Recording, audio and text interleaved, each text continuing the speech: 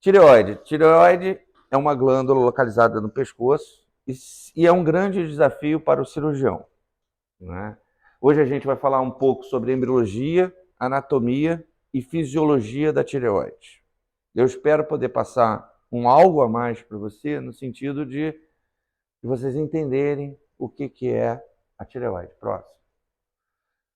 O termo tireoide é derivado da descrição grega, né, por seu formato em escudo.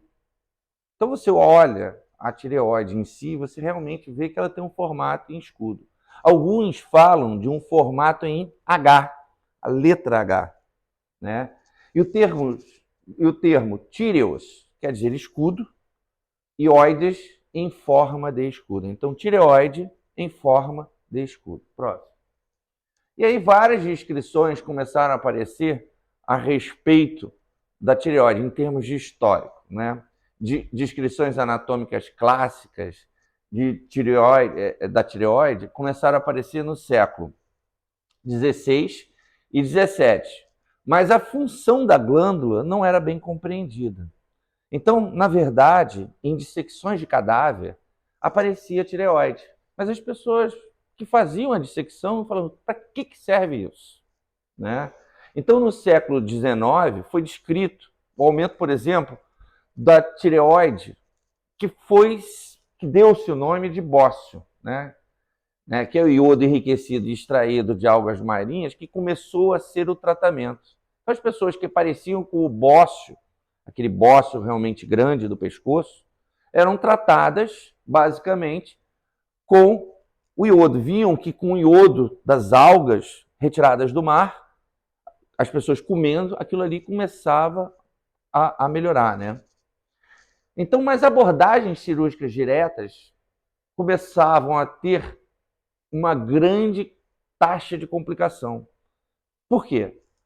Apareciam aqueles bócios enormes e as pessoas, vamos lá, vamos tentar tirar esse tumor, isso me parece um tumor, e aí as complicações eram muito grandes. Porque realmente o bócio, dependendo da qualidade, né, desse bócio, da qualidade do tecido, o sangramento é muito intenso, né? Então, complicações com mortalidade e morbidade, né, de um hematoma do pescoço eram muito grandes. Então, as pessoas evitavam operar bócio. Até que, no século XIX, dois caras, ícones da cirurgia, apareceram. O primeiro foi Theodor Billroth, né? E o segundo, Theodor Koscher. Né? O Billroth, a gente sabe muito bem, o Billroth tem a história do Billroth I e Billroth II, da cirurgia gástrica, e o Theodor Koscher, a gente sabe também muito bem, que é aquele que fez a incisão de Koscher, né? O método de Koscher, a manobra de Koscher, que são todas manobras intraabdominais. Então, é um sujeito bem diferenciado. A gente vê ali no canto superior esquerdo, Emil Theodor Koscher, né? E embaixo, o Theodor Billroth tratando e operando no anfiteatro, na parte inferior esquerda. E o interessante é que o Koscher recebeu em 1909 o Prêmio Nobel pioneiro no desenvolvimento e de conhecimento da fisiologia da tireoide. Né? Próximo. E aí a gente passa para uma área bem interessante, uma área que até hoje, durante a cirurgia da tireoide que estávamos fazendo, a gente começou a comentar. Né? Então a tireoide é a primeira glândula endócrina a surgir no embrião. Ela surge, ela é a primeira a surgir. Surge com 9 meses de gestação. Né? E o início de seu desenvolvimento ocorre em um mês de vida intrauterina, a partir de um mês de vida intrauterina, cerca de 24 dias. E ela aparece de que forma? Presta uma caneta. Ela aparece, vejamos aqui, né, com um pequeno broto na base da língua. A gente vê a língua, a gente olhando num corte do embrião, né? Um pequeno divertículo começa a aparecer no broto lingual. Esse divertículo começa a se desenvolver e dentro de uma migração a partir do desenvolvimento embrionário, ele vai em direção ao pescoço. Da mesma forma que as paratireoides, que são formadas justamente nos arcos faringeus, nas cavidades faringeias internas, elas também migram junto com o H da tireoide. E durante essa migração, e aí lembrando a vocês que a tireoide ela se forma num lugar chamado foramen secum em latim, foramen cego em português, né? Ela tem essa migração. E ao migrar, ela passa no meio do ocioide, indo em direção à posição habitual no pescoço anterior, tendo o formato em H. Algumas células não são formadas na tireoide. Por exemplo, as células C, né? Elas são formadas no tubo neural e elas migram para a tireoide na descida. E nessa formação das células C, a gente vê por que essas células C são tão diferentes do restante da tireoide. A gente vai ver isso no decorrer da aula. Próximo. E aí, a gente vê lá, o foramen secum na base da língua pode ser um remanescente tiroidiano durante, por exemplo, um tratamento de um câncer de tireoide, né? Então, o foramen secum da base da língua possui a sua formação, né, a formação da tireoide e a migração que é feita anterior ao pescoço. Olhem só, nesta região aqui, ó, é o osso, o único osso da porção anterior do pescoço que é chamado de osso hioide. Nesta migração, alguns remanescentes podem existir, principalmente o remanescente no foramen secum, a chamada tireoide lingual, o remanescente descendo anteriormente, o chamado cisto tireoglosso, ou o lobo piramidal, que faz parte de um remanescente embrionário. Próximo.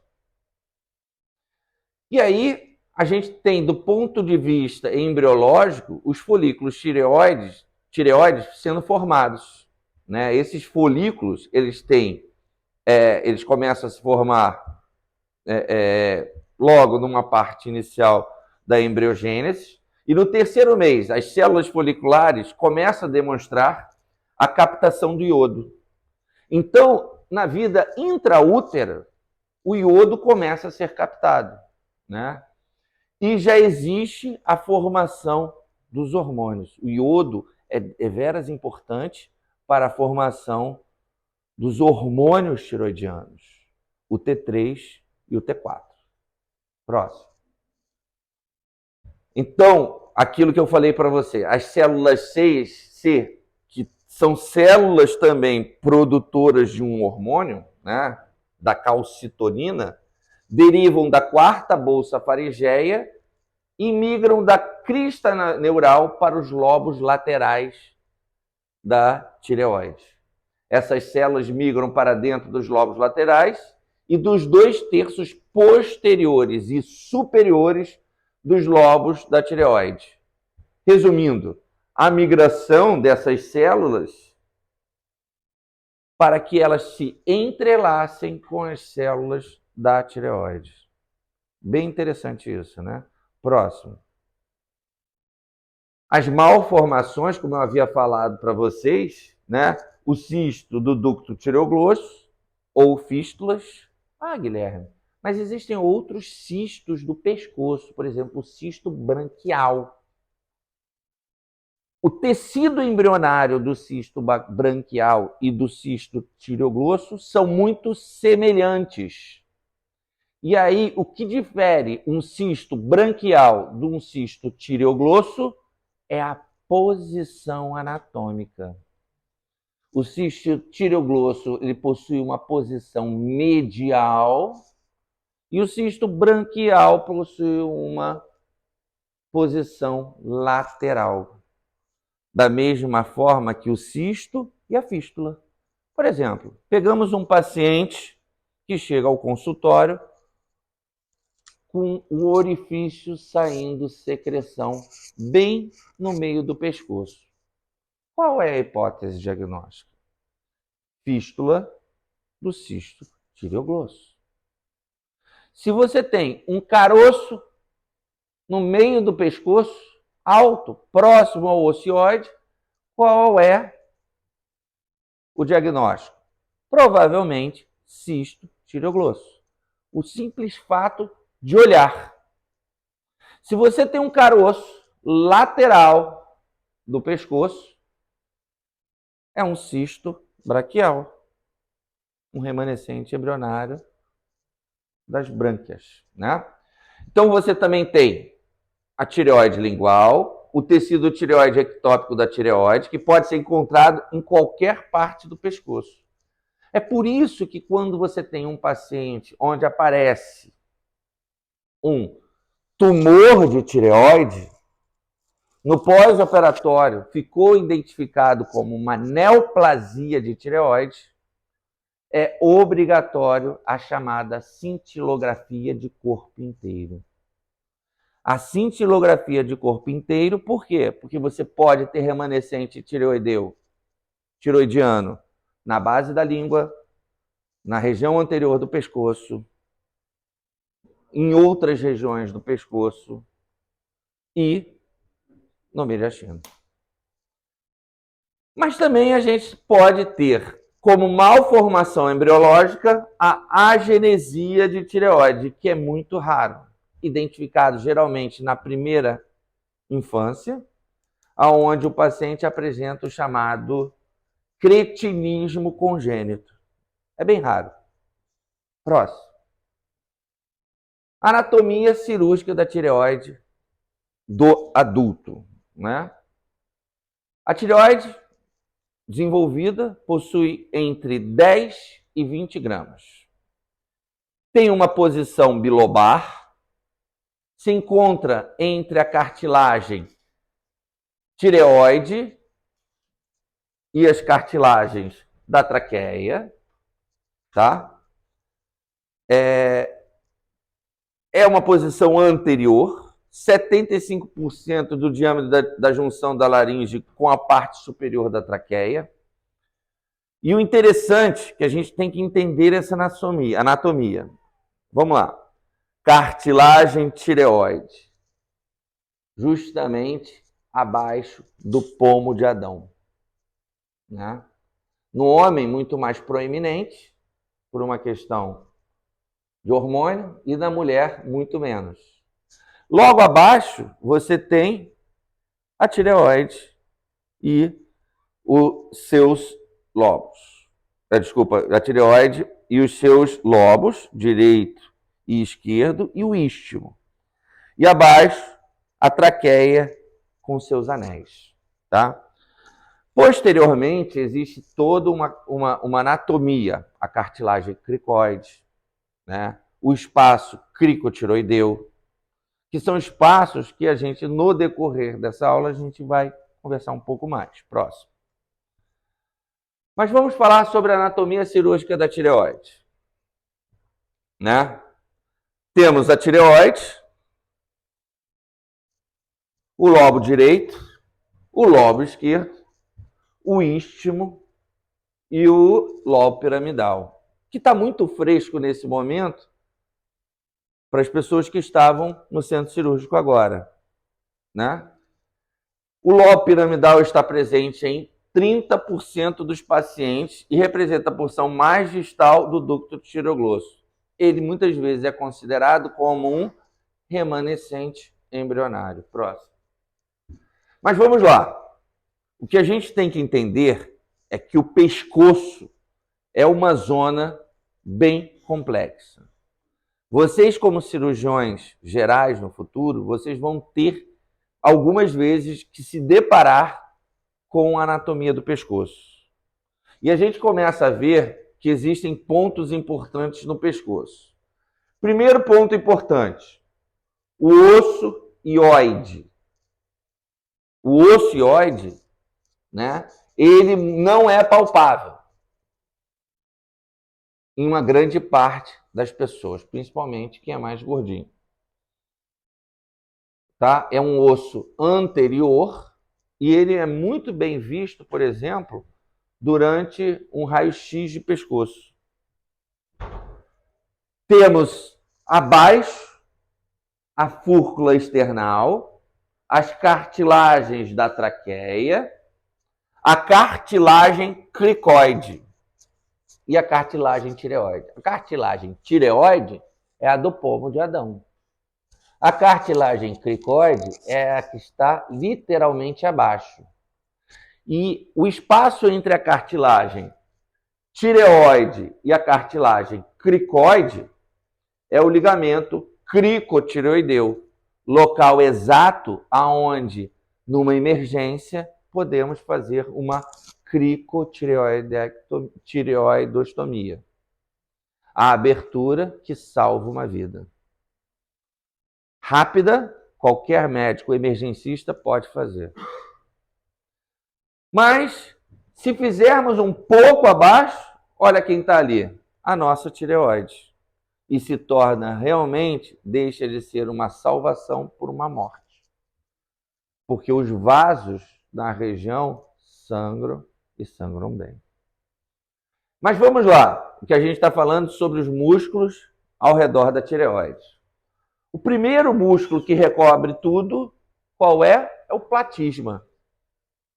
Abrindo o platisma, você vai encontrar uma fina camada, uma fáscia fina, onde existe os músculos. Tudo bem? Não, tudo bem. Eu esperei você, mas... Nada, que isso. E aí você tem o primeiro osso, né? Que é o esternoioide. Esternoioide. Então, os músculos aqui, eles estão relacionados a reparos anatômicos. O esternoioide. Os escalenos, que são músculos laterais, né? O miloioide, né? O miloioide, que é esse aqui, ó. Que a gente palpa aqui, né? É a base, é o assoalho da cavidade oral. O digástrico, tá certo? O estiloioide e o ventre do digástrico. O digástrico ele tem uma característica, ele vem da parte central, passa pelo estiloioide e faz uma curva em direção ao ângulo da mandíbula, né? Você tem o tireoide da cartilagem tireoide para o ióide. O cricotireoide, que é acima do ligamento cricotireoideu. Você tem o esternotireoide, que é posterior. E você tem o homoioide. Resumindo, pessoal, como a gente faz a cirurgia da tireoide? A gente abre na base do pescoço, uma incisão aciforme, descola o platisma, abre na ráfide mediana e afasta o músculo esternotireoideu. É isso. Mas é importante a gente saber os nomes. Próximo. E aí, é importante também, doutorado, o ligamento de Berry, que é uma fina camada de tecido conjuntivo, circunda a tireoide, e esse tecido faz parte da camada facial que envolve a traqueia. Tá? Mas ele é mais firme justamente sobre a passagem do nervo laringeu recorrente. O interessante desse nervo, o interessante desse ligamento, que a dissecção desse ligamento é obrigatória e feita com muita atenção, tá? Por conta do nervo laringeu recorrente, tá? Próximo. E o mais importante que eu falei para vocês do ligamento de Barer é porque o nosso laringeu recorrente passa ali. E aí vamos aqui para entendermos um pouco mais. Você tem um nervo vago, certo? Inicialmente, você tem, além do nervo vago, você tem o recorrente, a inervação, e tem o laringeu recorrente. O laringeu recorrente, ele inerva a traqueia, inerva o esôfago e passa posteriormente, lateralmente, a tireoide. O laringeu recorrente à esquerda, ele é mais retilíneo. E é recorrente porque ele faz a recorrência sobre o tronco. À direita, ele faz a recorrência sobre... E à esquerda, subclave. Então, justamente dentro dessa situação de recorrência, é importante a gente ter essa noção. Próximo. Vamos lá. Laringeu recorrente. 25% dos pacientes, o recorrente está contido no ligamento quando entra na laringe. Que ligamento? Barer. Durante a dissecção cervical, o nervo laringeu recorrente direito é geralmente encontrado a não mais que 1 centímetro lateral ou dentro do sulco tiroideu, o direito, ao nível da borda inferior da tireoide. Tá? Olha aqui, o direito é encontrado aqui, tá certo? Algumas vezes ele pode vir reto. Lembra que eu falei isso para vocês durante a cirurgia? Ele pode vir reto, mas não é o comum. Próximo. Vamos lá. Aqui, à direita, ele faz a recorrência sobre a subclave e à esquerda ele faz a recorrência sobre o tronco bracocefálico. Todo mundo entendeu isso? Nesse caso, o A aqui, ó, a recorrência não aconteceu sobre a subclave. Aqui o recorrente recorreu direto. Aqui ele desce. E aqui o interessante, ele tem duas. Desce e outra. Então, pessoal, se eu já vi dos três, eu já vi dos três. O que é importante é a gente ficar atento. Hoje, para a gente identificar o nervo laringeu recorrente, temos os neuroestimuladores.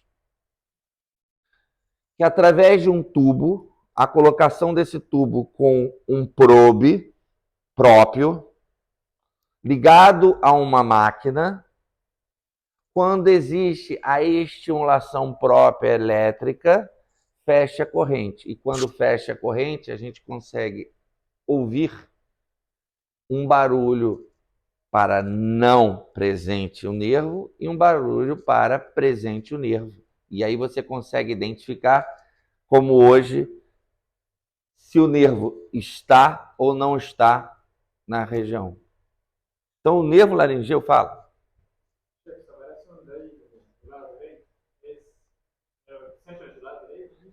Sempre. Não, o quê? Tem... Não, tem dos dois. Só que esse aqui é mais retilíneo e esse aqui entra. Os dois aqui retilíneos são diferentes formas de entrada do nervo na laringe. Tá? O importante é você saber que a da esquerda geralmente nunca se modifica. O da direita é que pode ser entrada reta, entrada dupla ou entrada por baixo. Tá certo? Próximo. E aí a gente vê que o nervo pode se dividir 1, 2 ou mais ramos. Né? Eu já peguei assim, eu já peguei assim e já peguei daquelas outras formas. Agora é o seguinte, dessa última forma, se você corta um pequeno nervinho, não acontece nada, né? Mas você vê que só acontece em 6,5%. O mais comum é 61,1%, que é a bifurcação. São 2 nervos do lado esquerdo. Próximo. Né? Olha ali. E o nervo pode ser também encontrado nesse nível, como a gente falou, do lado esquerdo, olha. E pode ter uma alteração de acordo com a artéria tiroidiana inferior. Ah, mas o nervo está sempre posterior à artéria tiroidiana inferior. Errado. Ele pode ser anterior. Ah, não, mas o nervo pode estar lateral. Errado. Ela pode ser posterior. Então, não existe uma regra para isso. A entrada da artéria tiroidiana inferior pode ser anterior, posterior e pode ser anterior e posterior. Certo? Próximo.